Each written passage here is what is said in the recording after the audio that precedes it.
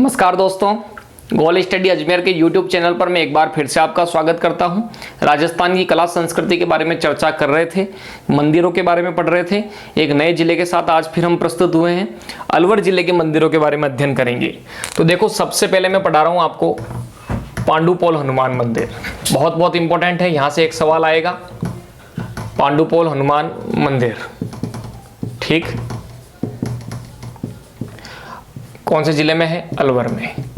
देखो, अलवर जिले में सरिस्का बाग परियोजना है। इंपॉर्टेंट सवाल है, सबको पता है सरिस्का बाग परियोजना किस जिले में है? अलवर में।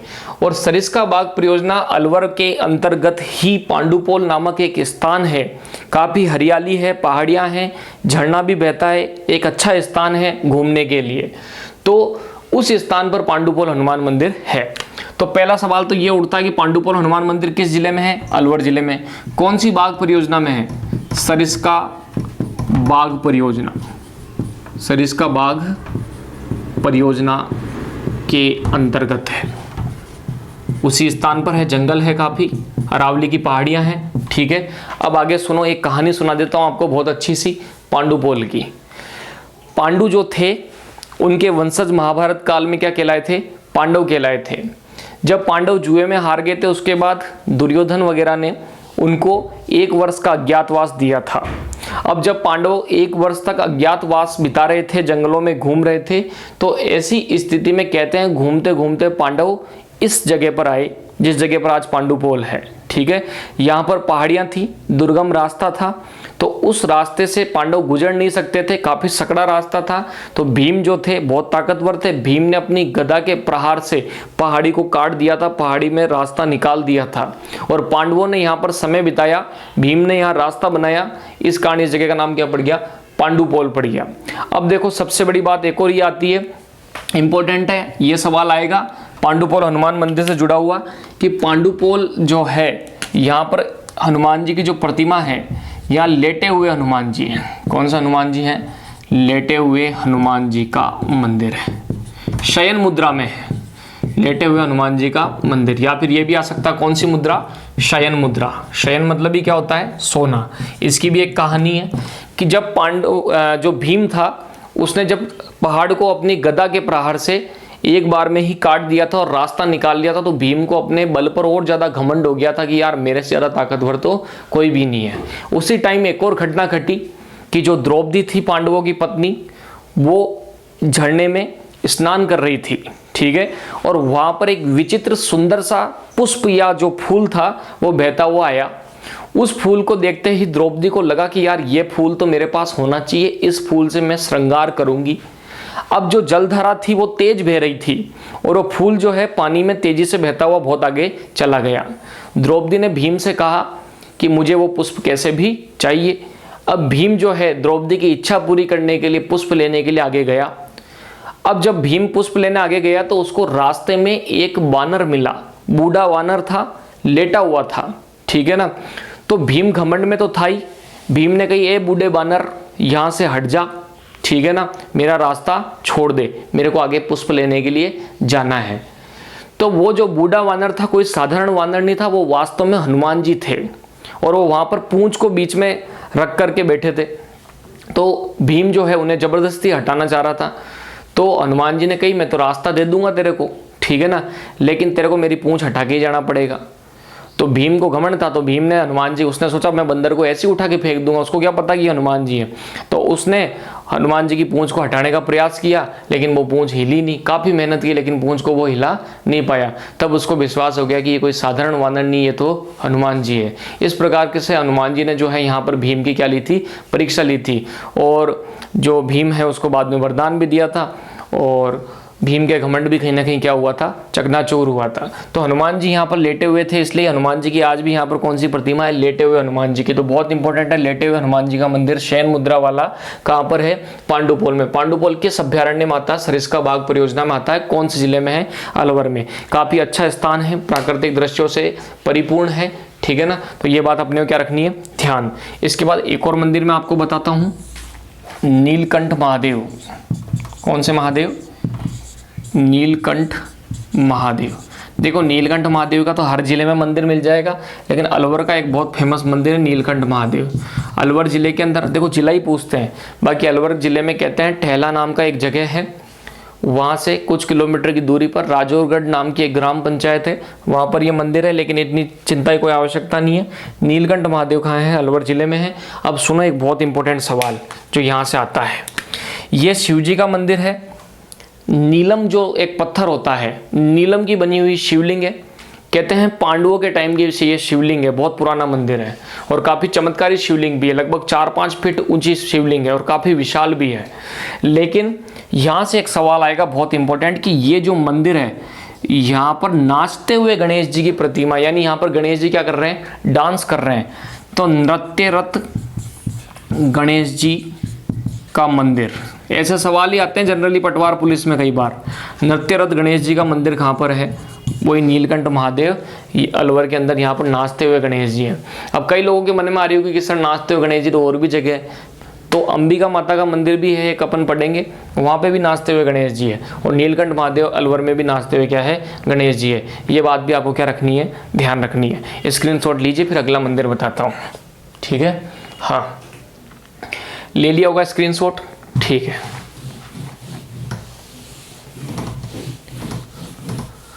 अब अगला मंदिर देखते हैं दोस्तों, ठीक। अब अगला मंदिर है भर्तहरि का मंदिर। किसका मंदिर है? भर्तहरि का मंदिर। ये भी कहाँ पड़ता है? अलवर में। वो इस सरिस्का टाइगर प्रोजेक्ट जो है वहाँ पर ये मंदिर है। अब सुनना इसकी क्या बात है, नाथ संप्रदाय से जुड़ा हुआ है। बहुत बहुत बहुत इंपॉर्टेंट सवाल कि राजा भर्तहरि का जो मंदिर है किस संप्रदाय से संबंधित है? नाथ संप्रदाय से संबंधित है। संत और संप्रदाय में आपको पढ़ा ही चुका हूँ। नाथ संप्रदाय से संबंधित मंदिर है कौन सा? राजा भर्तहरि का मंदिर। सबसे बड़ी बात, ये जो भर्तहरि का मंदिर है, कहते हैं कि उज्जैन के राजा भर्तहरि, कहाँ के राजा थे? उज्जैन के। उज्जैन के राजा भर्तहरि ने यहाँ तपस्या की थी जंगलों में, और जिस जगह उन्होंने तपस्या की थी आज वहीं पर मंदिर बना हुआ है। ये भी एक प्राकृतिक दृश्यों से सराबोर एक अच्छा स्थान है। तो उज्जैन की राजा भर्तहरि ने यहाँ क्या की थी? तपस्या की थी, ठीक है ना। सीधी सी बात है, आपके सवाल आएगा भर्तहरि की तपोस्थली राजस्थान में किस जिले में है? अलवर में। किस अभ्यारण्य के यहाँ पर है? सरिस्का अभ्यारण्य के यहाँ पर है। कौन संप्रदाय संबंधित है? नाथ संप्रदाय संबंधित है। कहते हैं कि भाद्रपद व वैसाख के महीने में यहाँ मेले लगते हैं। भाद्रपद व वैसाख में मेले का आयोजन। इसके अलावा अब एक सबसे बड़ी बात ये भी है इम्पोर्टेंट कि कन फटे। आपने देखा होगा नाथ जो होते हैं, नाथ संप्रदाय के जो मुनि होते हैं, वो कान, उनके बड़े बड़े कानों को यहाँ पर छेदाया हुआ होता है और कुंडल धारण करते हैं, ठीक है ना। तो इसको कन फटे नाथों का, कन फटे नाथों का प्रसिद्ध तीर्थ स्थल या नाथों का कुंभ भी कहते हैं। बहुत इंपॉर्टेंट सवाल है, टू द पॉइंट चल रहा हूँ, फालतू की कोई बकवास नहीं करनी है, पॉइंट टू पॉइंट हमें चलना है। पॉइंट टू पॉइंट अध्ययन करेंगे तो सफलता मिलेगी, स्मार्ट स्टडी हमें करनी है। भर्तहरि मंदिर के बारे में पूरी जानकारी। एक सवाल ये आता है, कनपटे नाथों का प्रसिद्ध तीर्थ स्थल, किसने तपस्या की, कहाँ के शासक थे, कौन संप्रदाय संबंधित है, वो सब मैंने आपको बता दिया। इसका भी आप स्क्रीनशॉट लो, फिर इसके बाद अगला मंदिर पढ़ते हैं, बढ़ जाए आगे, ठीक है। ले लिया होगा स्क्रीनशॉट। अब दोस्तों एक और मंदिर आ रहा है, बूढ़े जगन्नाथ जी का मंदिर। बूढ़े जगन्नाथ जी का मंदिर। देखो जगन्नाथपुरी आपने नाम सुना होगा, उड़ीसा में पड़ता है, बहुत फेमस है, हमारे 4 धामों में से एक भी है, और वहाँ की रथ यात्रा भी बहुत फेमस है। बूढ़े जगन्नाथ जी का मंदिर अलवर में एक जगह है रूपवास, वहाँ पर ये मंदिर है। इससे ज़्यादा कोई खास बात नहीं है। इनकी भी रथ यात्रा निकलती है, इनकी रथ यात्रा भी बहुत फेमस है। राजस्थान में और कोई जगन्नाथ जी का ऐसा मंदिर भी नहीं है। तो बूढ़े जगन्नाथ जी का मंदिर जब भी आएगा कन्फर्म है कि अलवर जिले से आएगा, और इम्पोर्टेंट भी है कि बूढ़े जगन्नाथ जी का मंदिर कहाँ पर है? रूपवास, अलवर में है। इसके अलावा कहते भी हैं ये जगन्नाथ जी के यहाँ पर सीताराम जी की भी प्रतिमा है, और समय समय पर रथ यात्रा निकलती है, और अलवर के सुभाष चौक से लेकर के रूपवास तक बारात जाती है, और सीताराम जी का, जानकी जी का भी क्या होता है, विवाह होता है। और यहाँ जगन्नाथ जी की भी क्या निकलती है, शोभा यात्रा निकलती है। तो बूढ़े जगन्नाथ जी का मंदिर कहाँ है, रूपवास अलवर के अंदर है। अब आगे बढ़ जाए हम, ठीक है। अब मैं आगे एक माता जी के बारे में बता देता हूँ, जिलाड़ी माता, वेरी वेरी वेरी इंपॉर्टेंट है। लोक दिव्या भी मैं साथ लेके ही चल रहा हूँ। अलवर में एक जगह पड़ती है बहरोड़, खूब नाम सुना होगा आपने, अहिरवाटी बोली का भी क्षेत्र है ये। जिलाड़ी माता कहाँ पर है, बहरोड़ अलवर में है। और ये जो जिलाड़ी माता है बहुत इंपॉर्टेंट है, इन्होंने धर्मांतरण से लोगों की रक्षा की थी। इन्होंने धर्मांतरण से लोगों की क्या की थी, रक्षा की थी। बात यह है कि उस समय मुस्लिम सुल्तान जो थे उन्होंने हिंदुओं को मुसलमान बनाने का काम किया था जबरन। तो ऐसी स्थिति में जिलाड़ी नाम की एक गुर्जर महिला थी, कौन सी जाति की थी, गुर्जर महिला थी। और उस समय लोगों का उन्होंने धर्मांतरण को क्या करा था, रोका था, यानी हिंदुओं को मुस्लिम बनने से उन्होंने रोका था। तो लोगों ने उनको जिलाड़ी गुजरी नाम से मंदिर स्थापित कर दिया और आज वो जिलाड़ी माता के नाम से पूजी जाती है। इंपॉर्टेंट है, जिलाड़ी माता कहाँ पर है, बहरोड़ अलवर। इसका आप स्क्रीनशॉट लो, ले लिया होगा आपने स्क्रीनशॉट, ठीक है। बढ़ जाएं आगे। तो अब देखो आगे, अब आगे एक बहुत इंपॉर्टेंट लोक देवी है जिनके बारे में भी अपन चर्चा करेंगे। नाम भी सुना होगा आपने, पेपर में बार बार सवाल आता है, नारायणी माता अलवर। बहुत बहुत इंपॉर्टेंट सवाल है, आता है। और पहली लाइन जो बताऊंगा वही सवाल आएगी कि देखो, पहले तो सुनो इनके बारे में। इनका वास्तविक नाम जो था वो था करेमती। क्या नाम था, करेमती। मेरे को उम्मीद है ये सवाल भी पूछा जा सकता है। कौन सी जाति की थी, नाई जाति की थी, नाई जाति की महिला थी। कौन सी जाति की महिला थी, नाई जाति की महिला थी। अब सुनो इनके बारे में एक और बात। जो करेमती थी, जिनको आज हम नारायणी माता कहते हैं, जो नाई जाति से संबंधित थी, ये बड़ी हुई, इनका विवाह हुआ। और इनका विवाह हुआ उसके बाद कहते हैं एक दिन दोनों पति पत्नी, यानी इनके जो पति थे और ये जो थी, ये दोनों जंगल से गुजर रहे थे, जा रहे थे दोनों पति पत्नी, ठीक है ना।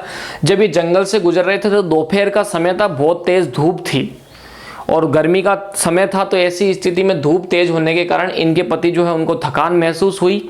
और जब उनको थकान महसूस हुई तो उन्होंने क्या करा, एक बरगद का पेड़ जो था, उस बरगद के पेड़ के नीचे उन्होंने विश्राम किया। और जब इनके पति ने बरगद के पेड़ के नीचे लेट गए थे तो नींद आ गई थी उनको, ठीक है ना। अब क्या होगा, ये भी बैठी थी।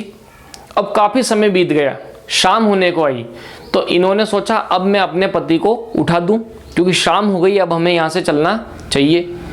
तो हुआ यह था दोस्तों कि जब बरगद के पेड़ के नीचे इनके पति लेटे हुए थे, उस टाइम पर एक काले सांप ने इनके पति को डस लिया और इनके पति की क्या हो गई थी, मृत्यु हो गई थी।